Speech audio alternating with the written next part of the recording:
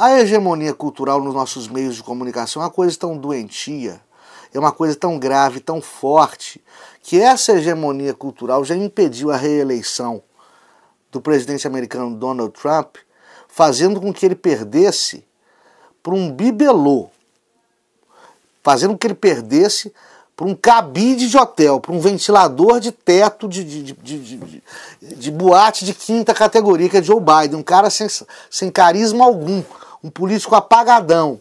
No entanto, a hegemonia cultural é tão forte que faz cabeças de maneira tão violenta que permitiu que Trump não fosse reeleito, apesar do governo dele ter sido uma maravilha para a economia norte-americana e apesar do eleitor americano sempre para a urna, compreensivelmente, porque o berço do capitalismo moderno são os Estados Unidos da América do Norte, o eleitor americano sempre foi votar com olhos postos na sua economia, no seu bolso, no seu mercado de trabalho, mercado de consumo.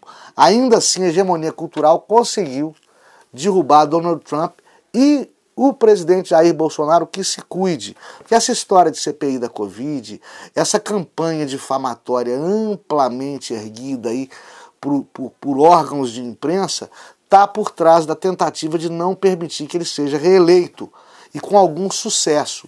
Porque pinta Jair Bolsonaro, pinta a direita que ele representa como um retorno do autoritarismo, como um lado fascista da história, que está retornando a ditar as regras da política e da economia mundiais, né, como brutamontes, truculentos, pessoas que perturbam e impedem o exercício amplo das liberdades comuns às democracias do mundo.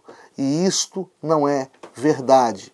Vou repetir aqui fatos recentes da nossa história, fatos contemporâneos e que parecem que são esquecidos ou mal interpretados ou mal vistos pela maioria das pessoas. Quem sofreu um atentado e quase morreu nas mãos de um militante de esquerda, quem foi vítima da violência assassina por parte de um militante de esquerda, foi Jair Bolsonaro. Quem prendeu jornalista porque falou mal do seu funcionamento institucional foi o STF, com o ministro Dias Toffoli à frente. Não foi Jair Bolsonaro, não foi a direita. Quem colocou uma ativista social de coleira eletrônica porque protestou contra uma determinada instituição foi o STF, não foi o presidente Jair Bolsonaro, não. Quem agora está tentando empastelar a Rede Jovem Pan de jornalismo não foi a direita, não, né? São os senadores da CPI da Covid, com o senador Renan Calheiros à frente. Quem prendeu deputado porque falou mal de ministro foi o STF, não foi o presidente da República, não. E por aí vai.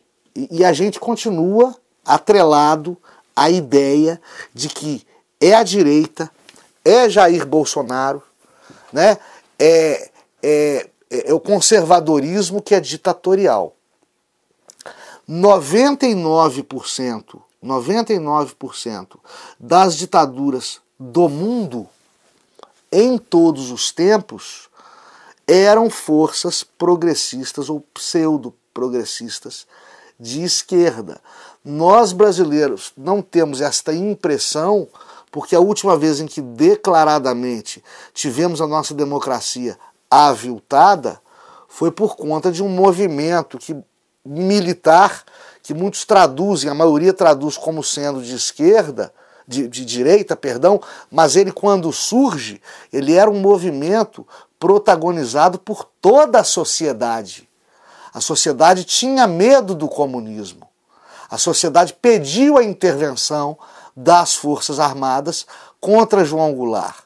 Aí depois, é claro, a direita se eterniza por 20 anos no poder através das Forças Armadas, e muito embora tenha sido um regime que suprimiu liberdades, mas com características próprias, em que havia eleições indiretas, uma democracia semidireta, em que a repressão, apesar de ter atingido níveis de violência criticáveis, em alguns casos contundentes, nunca se igualou a de outros países vizinhos da América Latina.